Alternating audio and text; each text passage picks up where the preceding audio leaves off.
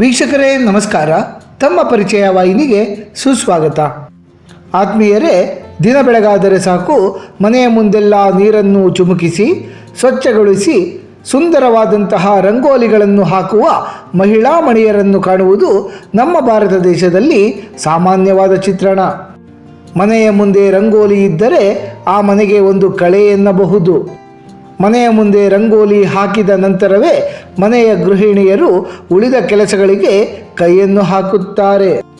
ರಂಗೋಲಿಯು ಭಾರತ ದೇಶದಲ್ಲಿ ವೇದಗಳ ಕಾಲದಿಂದಲೂ ಇದೆ. ಹರಪ್ಪ ಮೊಹೆಂಜೊದಾರೋ ನಾಗರಿಕತೆಗಳಲ್ಲಿಯೂ ರಂಗೋಲಿಯ ವಿನ್ಯಾಸಗಳನ್ನು ಇತಿಹಾಸಕಾರರು ಕಂಡುಹಿಡಿದಿದ್ದಾರೆ. ನಾಟ್ಯಶಾಸ್ತ್ರ, ರಾಮಾಯಣ, ಭಾಗವತ, ಮಹಾಭಾರತಗಳಲ್ಲಿಯೂ ಸಹ ರಂಗೋಲಿಯ ಉಲ್ಲೇಖವಿದೆ. ಹಿಂದೆಲ್ಲ ರಂಗೋಲಿ ಇಲ್ಲದೆ ಇರುವ ಮನೆಗೆ ಸಾಧು ಸಂತರೂ ಸಹ ಭೇಟಿ ನೀಡುತ್ತಲಿರಲಿಲ್ಲ. ನಮ್ಮ ಹಿಂದೂ ಸಂಸ್ಕೃತಿಯಲ್ಲಿ ರಂಗೋಲಿಗೆ ಅಷ್ಟೊಂದು ಪ್ರಾಮುಖ್ಯತೆ ಇದೆ. ಹಿಂದಿನ ಕಾಲದ ಆಚರಣೆಯ ಪ್ರಕಾರ ಮನೆಯ ಮುಂದೆ ರಂಗೋಲಿ ಇದ್ದರೆ ಆ ಮನೆಯಲ್ಲಿ ಎಲ್ಲವೂ ಶುಭಪ್ರದವಾಗಿದೆ ಎಂದರ್ಥ. ನಮ್ಮ ಹಿಂದೂ ಧರ್ಮದಲ್ಲಿ ಕಂಡುಬರುವಂತಹ ಎಲ್ಲ ಆಚರಣೆಗಳ ಹಿಂದೆಯೂ ಧಾರ್ಮಿಕ ಹಾಗೂ ವೈಜ್ಞಾನಿಕ ಕಾರಣಗಳಿರುತ್ತವೆ. ರಂಗೋಲಿಯನ್ನು ಹಾಕುವ ಉದ್ದೇಶ ಮನೆಯನ್ನು ಸುಂದರಗೊಳಿಸುವುದಲ್ಲದೆ ರಂಗೋಲಿ ಹಾಕುವುದರ ಹಿಂದೆಯೂ ಹಲವು ಧಾರ್ಮಿಕ ಮತ್ತು ವೈಜ್ಞಾನಿಕ ಕಾರಣಗಳಿರುತ್ತವೆ. ನಮ್ಮ ಈ ಪ್ರಸ್ತುತ ಸಂಚಿಕೆಯ ಮೂಲಕ ರಂಗೋಲಿಯ ಹಿಂದಿರುವಂತಹ ಹಲವಾರು ವಿಚಾರಗಳ ಬಗ್ಗೆ ಮಾಹಿತಿಯನ್ನು ತಿಳಿದುಕೊಳ್ಳೋಣ. ರಂಗೋಲಿಯ ಆಧ್ಯಾತ್ಮಿಕ ಮಹತ್ವ. ರಂಗೋಲಿ ಎಂಬ ಕನ್ನಡ ಪದದ ಮೂಲ ಸಂಸ್ಕೃತ ಪದ ರಂಗವಲ್ಲಿ. ರಂಗ ಎಂದರೆ ಬಣ್ಣ, ವಲ್ಲಿ ಎಂದರೆ ಬಳ್ಳಿ ಎಂದರ್ಥ. ಅಂದರೆ ಬಣ್ಣಗಳಿಂದ ಅಲಂಕರಿಸಿದ ಬಳ್ಳಿಗಳು. 64 ಕಲೆಗಳಲ್ಲಿ ಪ್ರಧಾನವೆನ್ನಲಾಗುವ ಚಿತ್ರಕಲೆಯ ಒಂದು ಭಾಗವೇ ರಂಗೋಲಿ. ರಂಗೋಲಿಯು ಚಿತ್ರಕಲೆಯ ಬಿಂದೂಜ ಎಂಬ ವಿಭಾಗಕ್ಕೆ ಸೇರಿಕೊಳ್ಳುತ್ತದೆ. ಧಾರ್ಮಿಕ ನಂಬಿಕೆಗಳ ಪ್ರಕಾರ ಮನೆಯ ಮುಂದೆ ಬಿಡಿಸಲಾಗುವ ರಂಗೋಲಿ ಸೌಭಾಗ್ಯದ ಆಗಮನದ ಸಂಕೇತವಾಗಿದ್ದು, ಇದು ನಕಾರಾತ್ಮಕತೆಯನ್ನು ಮನೆಯಿಂದ ದೂರವಿರಿಸಿ ಸಕಾರಾತ್ಮಕತೆಯನ್ನು ವೃದ್ಧಿ ಮಾಡುತ್ತದೆ. ಯಾವ ದುಷ್ಟಶಕ್ತಿಯೂ ಸಹ ರಂಗೋಲಿಯನ್ನು ದಾಟಿ ಮನೆಯ ಒಳಗೆ ಪ್ರವೇಶ ಮಾಡುವುದಿಲ್ಲ. ರಂಗೋಲಿಯ ಕೆಳಗೆ ದೇವತೆಗಳು ವಾಸಿಸುತ್ತಾರೆ. ಭೂಮಿ ತಾಯಿಯನ್ನು ಶುಭ್ರವಾಗಿ ಗುಡಿಸಿ ಸಾರಿಸಿ ಭಕ್ತಿ ಭಾವನೆಯಿಂದ ರಂಗೋಲಿಯನ್ನು ರಚನೆ ಮಾಡಿದಾಗ ರಂಗೋಲಿಯಿಂದ ಆಹ್ವಾನಿತರಾದಂತಹ ದೇವಾನುದೇವತೆಗಳು ಸದಾಕಾಲ ನಮ್ಮ ಮನೆಗಳಲ್ಲಿಯೇ ವಾಸಿಸುತ್ತಾರೆ.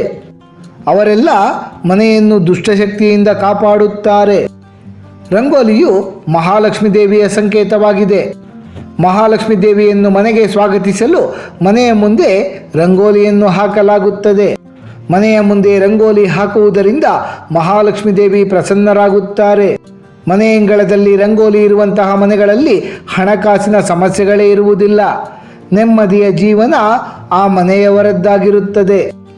ಬೆಳಿಗ್ಗೆ ಬ್ರಾಹ್ಮಿ ಮುಹೂರ್ತದಲ್ಲಿ ಮನೆಯಂಗಳದಲ್ಲಿ ರಂಗೋಲಿಯನ್ನು ಹಾಕುವ ಮನೆಯಲ್ಲಿ ಯಮಧರ್ಮರಾಜ ಪ್ರವೇಶಿಸುವುದಿಲ್ಲವಂತೆ.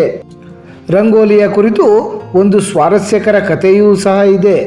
ಒಂದಾನೊಂದು ಕಾಲದಲ್ಲಿ ಯಮಧರ್ಮರಾಯ ಒಬ್ಬ ಪತಿವ್ರತೆಯ ಪತಿಯ ಪ್ರಾಣವನ್ನು ಕೊಂಡೊಯ್ಯಲೆಂದೇ ಸೂರ್ಯ ಹುಟ್ಟುವ ಮೊದಲೇ ಆಕೆಯ ಮನೆಯ ಮುಂದೆ ಪ್ರತ್ಯಕ್ಷನಾದನಂತೆ.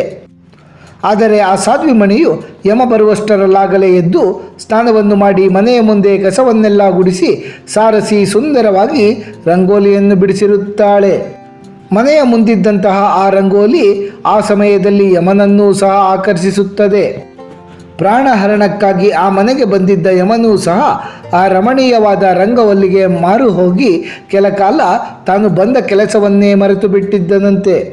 ರಂಗೋಲಿಯನ್ನು ಕಂಡು ಪ್ರಸನ್ನರಾದಂತಹ ಯಮಧರ್ಮರಾಯರು ಆ ಸಾಧ್ವಿಯ ಪತಿಯ ಆಯಸ್ಸನ್ನು ಹೆಚ್ಚು ಮಾಡುವುದರ ಜೊತೆಗೆ ಯಾರು ಸೂರ್ಯೋದಯಕ್ಕೂ ಮೊದಲೇ ಮನೆಯ ಮುಂದೆ ರಂಗೋಲಿಯನ್ನು ಹಾಕುತ್ತಾರೋ ಆ ಮನೆಯನ್ನು ನಾನು ಪ್ರವೇಶಿಸುವುದಿಲ್ಲ ಎಂಬ ಆಶ್ವಾಸನೆಯನ್ನು ಕೊಟ್ಟು ಅದೃಶ್ಯರಾದರಂತೆ.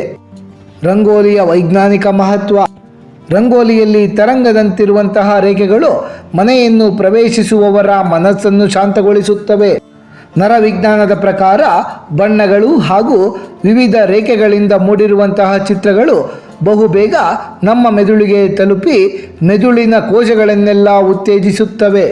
ಅವು ಮೆದುಳಿನ ಮೇಲೆ ಪ್ರಭಾವವನ್ನು ಬೀರಿ ಸಂತೋಷದ ನರಗಳನ್ನು ಪ್ರಚೋದಿಸುತ್ತವೆ. ಆಗ ಮನೆಗೆ ಬರುವ ಅತಿಥಿಗಳು ಖುಷಿಯಾಗಿರುತ್ತಾರೆ. ಮೆದುಳಿನ ನರಗಳನ್ನು ಪ್ರಚೋದಿಸುವ ಮೂಲಕ ಸುಂದರ ಭಾವನೆಗಳನ್ನು ಉತ್ತೇಜಿಸುವುದು ರಂಗೋಲಿಯ ಮೂಲ ಉದ್ದೇಶ. ರಂಗೋಲಿಯಲ್ಲಿ ಉಪಯೋಗಿಸುವಂತಹ ಬಣ್ಣಗಳು ಮಾನಸಿಕ ಆರೋಗ್ಯಕ್ಕೆ ಉತ್ತಮವಾದ ಔಷಧಿಯಾಗಿ ಕೆಲಸವನ್ನು ಮಾಡುತ್ತವೆ. ಹಸ್ತ ಮುದ್ರಿಕಾ ಹಾಗೂ ಯೋಗ ವಿಜ್ಞಾನದ ಪ್ರಕಾರ ರಂಗೋಲಿಯನ್ನು ಹಾಕುವಾಗ ನಮ್ಮ ತೋರು ಬೆರಳುಗಳಿಗೆ ಹೆಬ್ಬೆರಳಿನಿಂದ ಒತ್ತಡ ಸಿಗುವುದರಿಂದ ಅಧಿಕವಾದ ರಕ್ತದೊತ್ತಡ ನಿವಾರಣೆಯಾಗಿ ಮಾನಸಿಕ ಶಾಂತಿ ಲಭಿಸುತ್ತದೆ. ರಂಗೋಲಿಯನ್ನು ಹಾಕುವ ಸಲುವಾಗಿ ಮಹಿಳೆಯರು ಬೇಗನೆ ಏಳುತ್ತಾರೆ. ಮುಂಜಾನೆ ಎಳೆ ಬಿಸಿಲಿನಲ್ಲಿ ವಿಟಮಿನ್ ಡಿ ಅಧಿಕವಾಗಿರುತ್ತದೆ. ಈ ವಿಟಮಿನ್ ಡಿ ಮನೆಯಲ್ಲಿಯೇ ಇರುವ ಮಹಿಳೆಯರಿಗೆ ಬಹಳ ಮುಖ್ಯವಾಗಿರುತ್ತದೆ. ರಂಗೋಲಿಯನ್ನು ಹಾಕುವಾಗ ಮಹಿಳೆಯರ ದೇಹಕ್ಕೆ ಬೇಕಾಗುವಷ್ಟು ವಿಟಮಿನ್ ಡಿ ಅವರಿಗೆ ಸುಲಭವಾಗಿ ದೊರೆಯುತ್ತದೆ. ಉತ್ತಮವಾದ ಗಾಳಿಯಲ್ಲಿ ಉಸಿರಾಡುವುದರಿಂದ ಮನಸ್ಸಿಗೆ ಚೈತನ್ಯವು ಬಂದು ಮಹಿಳೆಯರೆಲ್ಲ ಹುರುಪಿನಿಂದ ದಿನದ ಮುಂದಿನ ಕೆಲಸಗಳನ್ನು ಮಾಡಲು ಸಹಾಯಕಾರಿಯಾಗುತ್ತದೆ. ರಂಗೋಲಿಯನ್ನು ಹಾಕುವುದು ಮಹಿಳೆಯರ ಮೆದುಳಿಗೆ ಉತ್ತಮವಾದ ವ್ಯಾಯಾಮವಾಗಿದೆ. ರಂಗೋಲಿಯನ್ನು ಹಾಕುವಾಗ ಮಹಿಳೆಯರು ಎಲ್ಲಿಯೂ ಸಹ ಎಳೆ ತಪ್ಪಿ ಹೋಗದಂತೆ ಜಾಗೃತಿ ವಹಿಸುತ್ತಾರೆ. ಇದರಿಂದ ಮಹಿಳೆಯರ ಏಕಾಗ್ರತೆ ಹಾಗೂ ನೆನಪಿನ ಶಕ್ತಿ ವೃದ್ಧಿಯಾಗುತ್ತದೆ. ಅಷ್ಟೇ ಅಲ್ಲದೆ ಮನೆಯ ಗಂಡಸರು ಕೆಲಸಕ್ಕೆ ಹೊರಗೆ ಹೋಗುವಾಗ ರಂಗೋಲಿಯನ್ನು ಕಂಡು ಹೊರಟರೆ ಅವರ ಮನದಲ್ಲಿ ಧನಾತ್ಮಕ ಕಂಪನ ವೃದ್ಧಿಯಾಗುತ್ತದೆ. ಹಿಂದಿನ ಕಾಲದಲ್ಲೆಲ್ಲ ಮನೆಯಂಗಳವನ್ನು ಸಗಣಿಯಿಂದ ಸಾರಿಸಿ ರಂಗೋಲಿಯನ್ನು ಹಾಕಲಾಗುತ್ತಿತ್ತು. ಏಕೆಂದರೆ ಸಗಣಿಗೆ ಕೀಟಗಳನ್ನೆಲ್ಲ ಹೊಡೆದೋಡಿಸುವ ಶಕ್ತಿ ಇರುತ್ತದೆ. ಇದರಿಂದ ಮನೆಯಂಗಳ ಬಹಳ ಉತ್ತಮವಾಗಿರುತ್ತದೆ. ಈಗಲೂ ಸಹ ಸಗಣಿಯಿಂದಲೇ ಮನೆಯಂಗಳವನ್ನೆಲ್ಲ ಸಾರಿಸಿ ರಂಗೋಲಿಯನ್ನು ಹಾಕುವಂತಹ ಸಂಪ್ರದಾಯ ಗ್ರಾಮೀಣ ಪ್ರದೇಶಗಳಲ್ಲಿ ನಾವು ಕಾಣಬಹುದು. ರಂಗೋಲಿ ಪುಡಿಯನ್ನು ರಂಗೋಲಿ ಹಾಕಲು ಸಾಮಾನ್ಯವಾಗಿ ಎಲ್ಲರೂ ಬಳಸುತ್ತಾರೆ. ರಂಗೋಲಿ ಪುಡಿಯಲ್ಲಿರುವಂತಹ ರಾಸಾಯನಿಕ ಕಣಗಳು ಸೂರ್ಯನ ಕಿರಣಗಳನ್ನು ಹೀರಿಕೊಂಡು ಆರೋಗ್ಯಕರ ವಾತಾವರಣವನ್ನು ಸೃಷ್ಟಿಸುತ್ತವೆ. ಹಿಂದಿನ ಕಾಲದಲ್ಲೆಲ್ಲ ಅಕ್ಕಿ ಹಿಟ್ಟಿನಿಂದ ರಂಗೋಲಿಯನ್ನು ಹಾಕಲಾಗುತ್ತಿತ್ತು. ಅಕ್ಕಿ ಹಿಟ್ಟಿನಿಂದ ರಂಗೋಲಿ ಹಾಕಿದರೆ ಮನೆಯಂಗಳ ಸುಂದರವಾಗಿ ಕಾಣುವುದಲ್ಲದೆ ಮನೆಯ ಮುಂದಿರುವಂತಹ ಸಣ್ಣ ಪುಟ್ಟ ಕೀಟಗಳಿಗೆ ಹಾಗೂ ಪಕ್ಷಿಗಳಿಗೆಲ್ಲ ಈ ಅಕ್ಕಿ ಹಿಟ್ಟು ಆಹಾರವಾಗುತ್ತದೆ ಎಂಬ ಸದುದ್ದೇಶ ಇದರ ಹಿಂದೆ ಅಡಗಿತ್ತು.